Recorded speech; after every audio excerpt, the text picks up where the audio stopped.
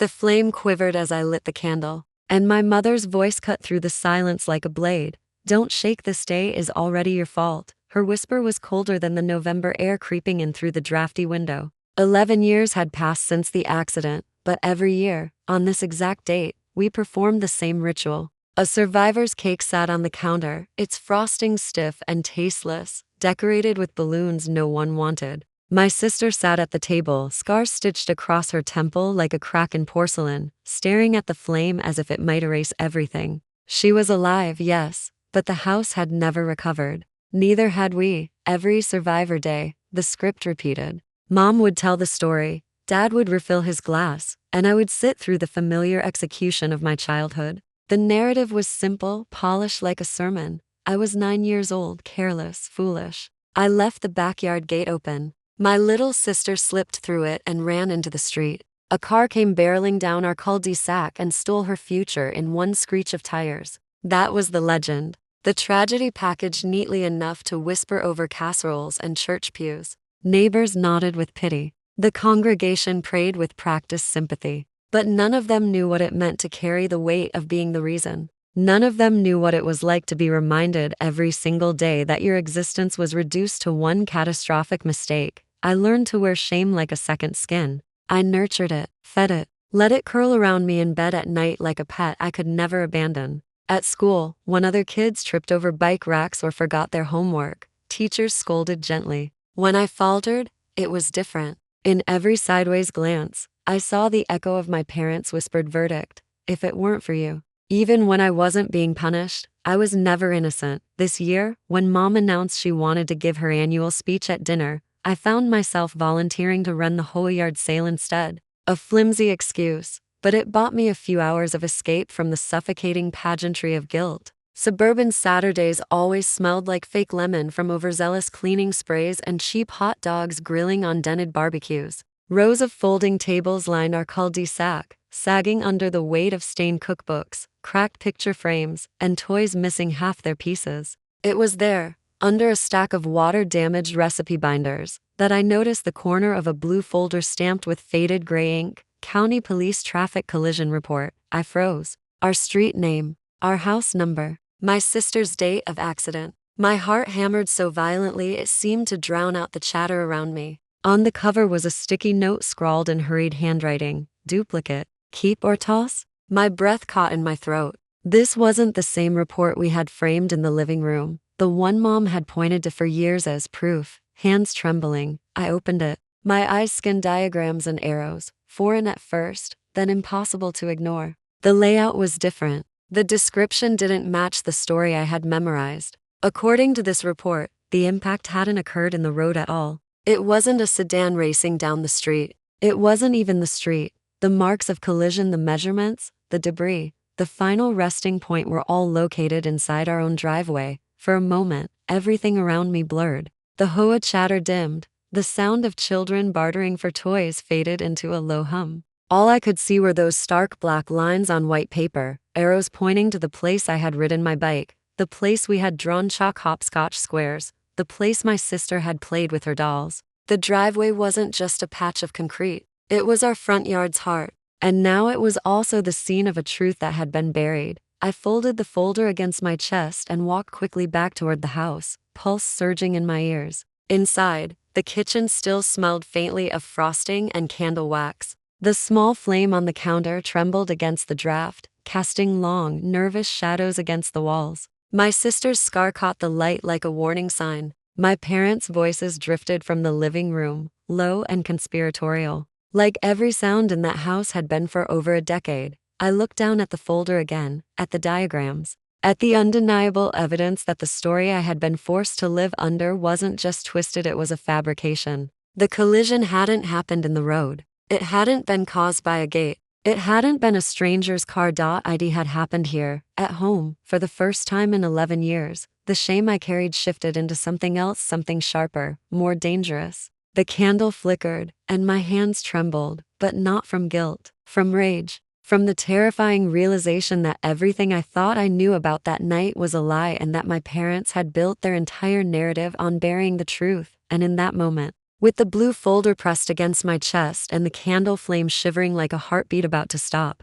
I knew something else. The story of my life wasn't over. It was just beginning. The next morning, I walked into the county library with a plan that felt more like a dare to myself than anything rational. My fingers shook as I filled out the Freedom of Information Act request, scrawling the date of the accident in blocky, unsteady letters. The clerk, a thin woman with tired eyes and a cardigan to sizes too big, glanced at the form, then at me, and her expression flickered for just a second like she recognized the name. Like she knew exactly what I was digging into. She stamped it without a word, but that flicker followed me out the door, gnawing at me all the way back to my car. By noon, the email hit my inbox with the weight of a brick shattering glass. I opened it, bracing myself, and found the file I'd asked for, a digital copy of the real police report. At first glance, it looked standard: long columns of type notes, diagrams, clinical jargon. But as I scrolled, I noticed heavy black redactions smeared across entire sections.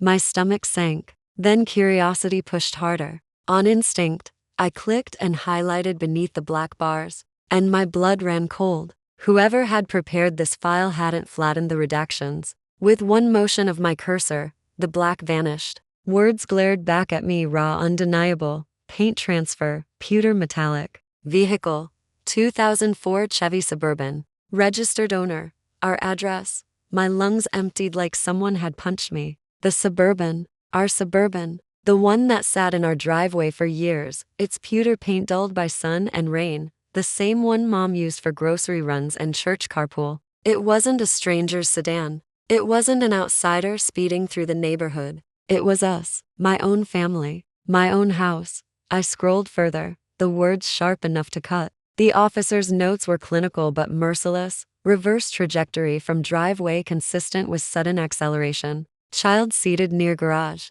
Secondary witness, juvenile. Hand on wheel showcase distinctive charm bracelet. My vision blurred. Charm bracelet. That detail wasn't just evidence, it was a signature. My mother wore her silver charm bracelet like punctuation to every sentence she ever spoke. The charms jingled when she stirred coffee, when she slammed doors, when she smoothed my sister's hair before a school photo. Little silver tags that spelled out her curated values: faith, hope, family. Words that mocked me now. Each charm suddenly heavier than iron. Before I could even process the flood of nausea in my chest, my phone buzzed. An unknown number lit the screen. One message: check page 6. My heart skipped and stuttered. With trembling fingers, I scrolled to page 6, and when I saw it, my breath caught in my throat. Attached to the file was a grainy still from a neighbor's doorbell camera. The angle was crooked, blurred, but unmistakable. Our driveway at dusk, headlights dim. In the frame was the steering wheel of the Suburban,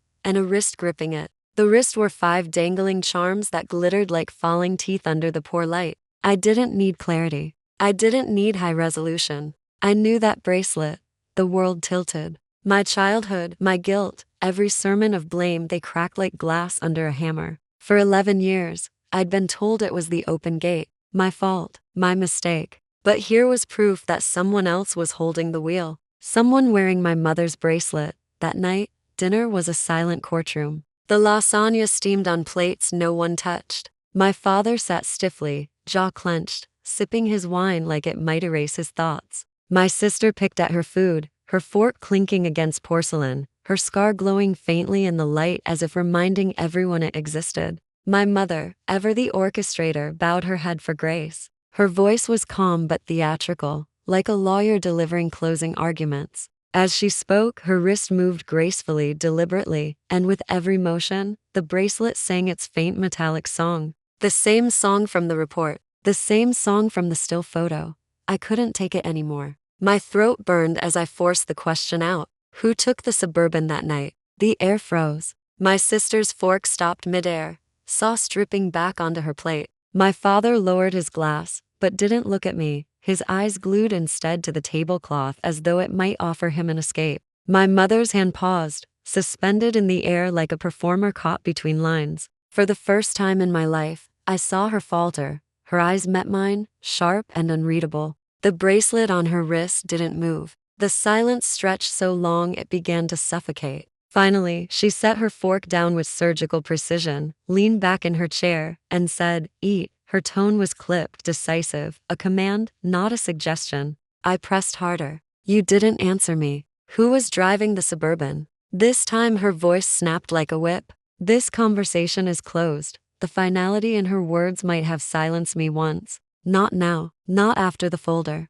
not after the still photo. My appetite vanished. I sat frozen, listening to the faint jingle of the bracelet as she reached for her glass of water, the metallic notes echoing louder than any prayer. That night, lying in bed, I replayed the sound of the bracelet over and over until it became unbearable. It wasn't just jewelry anymore, it was evidence. It was betrayal. And it was a ticking clock daring me to uncover what else they had buried. For the first time, I realized the shame I'd carried for over a decade didn't belong to me at all. It belonged to someone else. And I was done carrying it. I broke into the house the quiet way, no smashed windows, no pried locks, just the keys I had never returned. They were mine as much as they were theirs. The moment I stepped inside, the air hit me with the stale weight of dust, paper, and my father's aftershave. That smell always meant the same thing.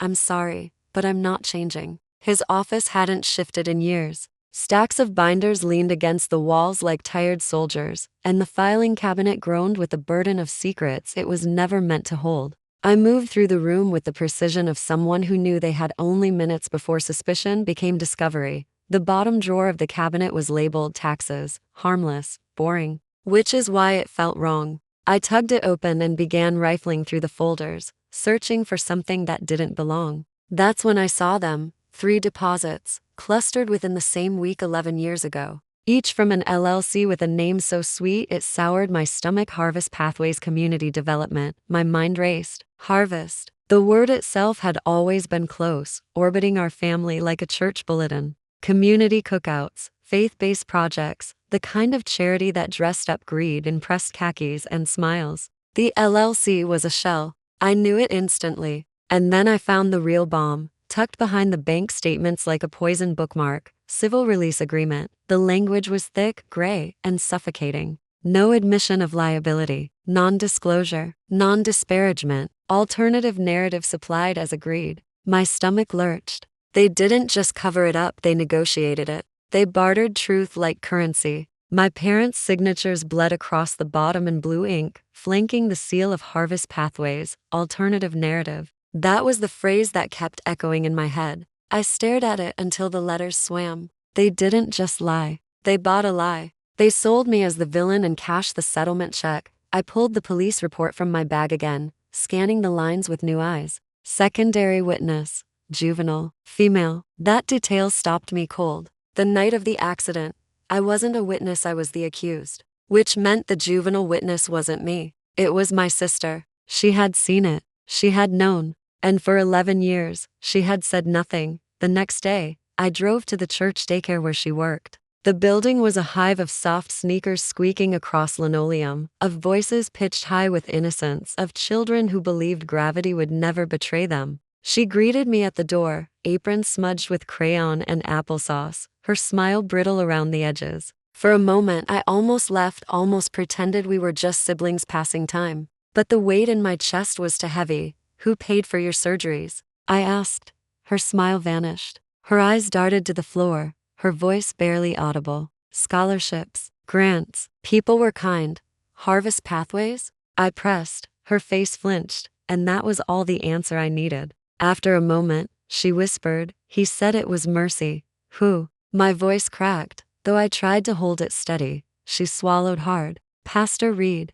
The name hollowed me out. The same man who had stood at the hospital bedside, arms draped over my parents like a savior. The same man who hugged my mother when she cried into his shoulder. The same man who looked me in the eyes when I was 9 years old and told me that God forgives those who repent. That night, I walked up the stone steps to Reed's office. The oak door marked with vinyl lettering like a commandment. His office smelled of wood polish and stale incense. He opened the door with the same practiced preacher smile that had disarmed 1,000 congregants before me. "Still carrying burdens?" he said gently, almost mockingly. "Unhealthy." I didn't answer. I dropped the real police report onto his Bible, and the thud seemed to echo across the room. He read it without blinking, without shame, as though the words were an old hymn he knew by heart. Your mother made a mistake, he said, flat. Mistake? I spat the word like venom. He leaned back, steepling his fingers. A tragedy. And a plan to protect the family. He opened a desk drawer, pulled out a small USB drive, and slid it across the polished wood like a communion wafer.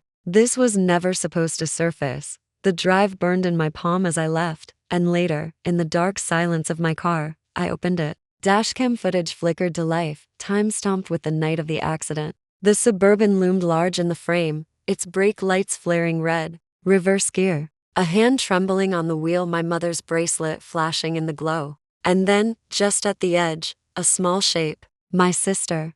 Then came the impact. A scream that tore through me like glass, a sound you could never unknow, followed by silence so profound it was worse than the noise. I slammed the laptop shut and stormed back into his office. Why didn't you go to the police? I demanded. Reed's smile had dimmed, his face pale, eyes hard. We did, he said softly. We went to the ones who could actually help. He didn't mean justice. He meant donors. He meant lawyers. He meant the powerful men who turned crime into paperwork. And your part in all this? My voice shook with rage. He turned his gaze to the cross mounted on the wall, expression unreadable. Spiritual counsel. And arrangements. I stood, chest heaving, fists clenched. Arrangements end tonight. That was when his voice shifted, colder than ice, lower than a whisper. Be careful, he said. You're not the only child your parents chose. The fluorescent lights above flickered once, twice, and then stilled, leaving me alone with the echo of his words.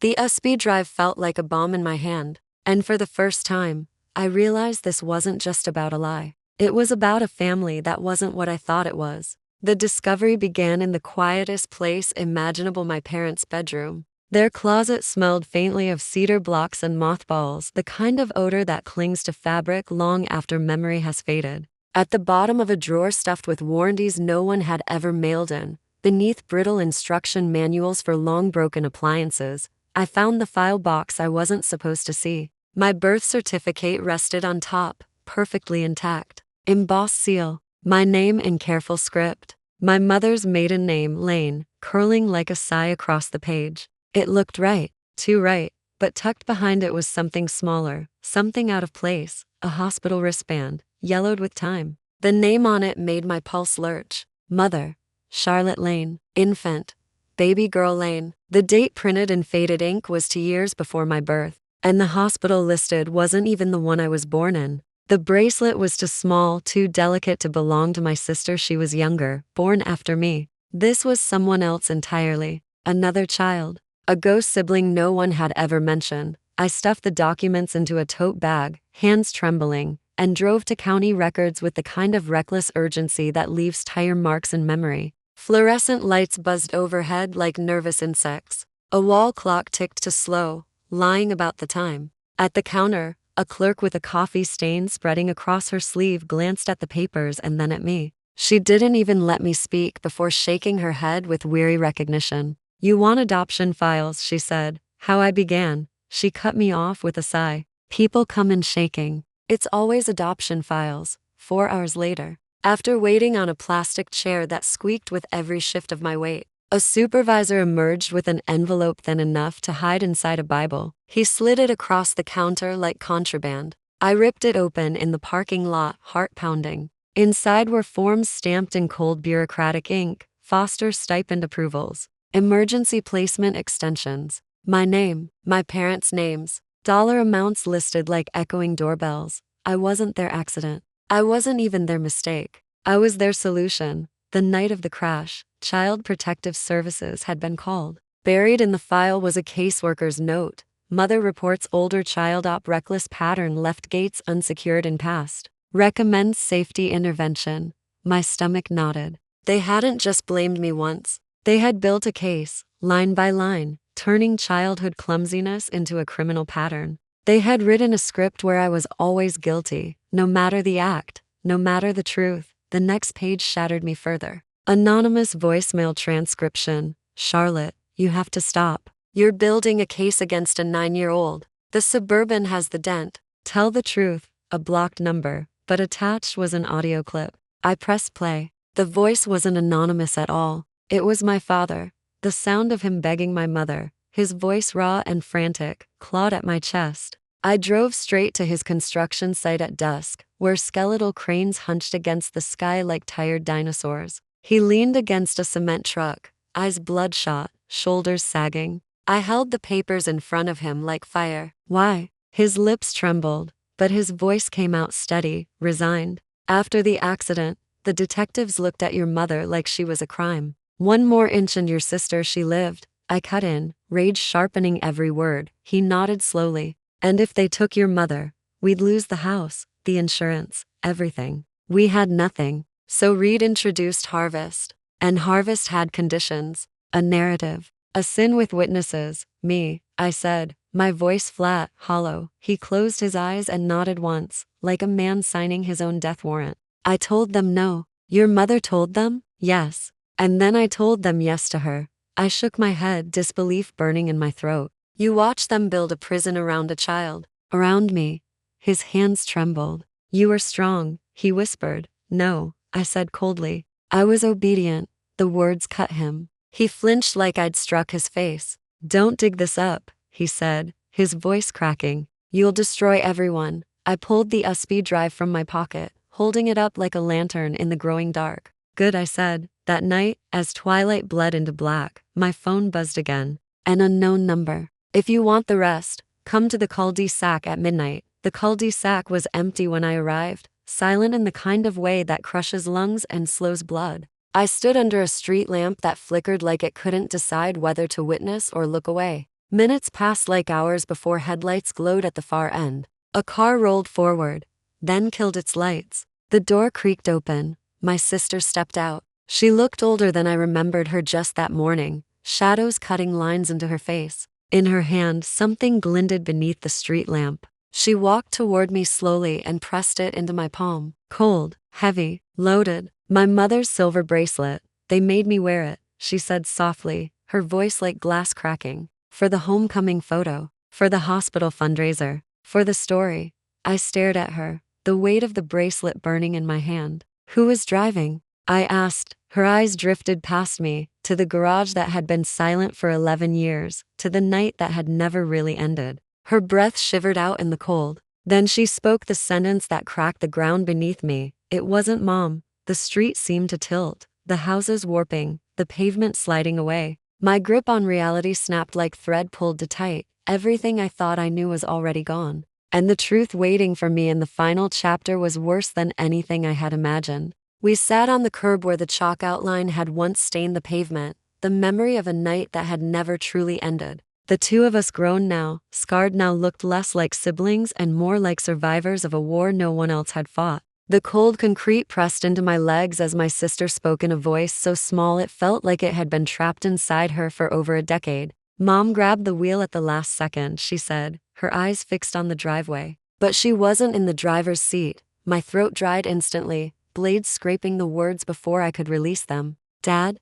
I asked. She shook her head slowly, each movement heavier than the last. No, the front door across the street creaked open, and a chill raced through me. Pastor Reed stepped out, as if the years had folded and he had never left. His silhouette was smug, his face bathed in the warm glow of the porch light, smiling that same practiced, funeral smile. Behind him, my mother emerged, her shadow stretched long, rigid. And then my father followed. 3 shadows aligned, 3 ghosts of choices that had haunted me my entire life. Mom wasn't having an affair with Reed, my sister whispered, her voice breaking. Reed was having an affair with Dad. The porch light hummed, mosquitoes orbiting like tiny vultures. For a moment, the whole cul-de-sac seemed to freeze, the houses leaning closer to hear the confession. My chest constricted. My father's face remained stony, unreadable. My mother's jaw twitched with the effort of pretending none of this was unraveling. My sister's voice cracked again as she went on.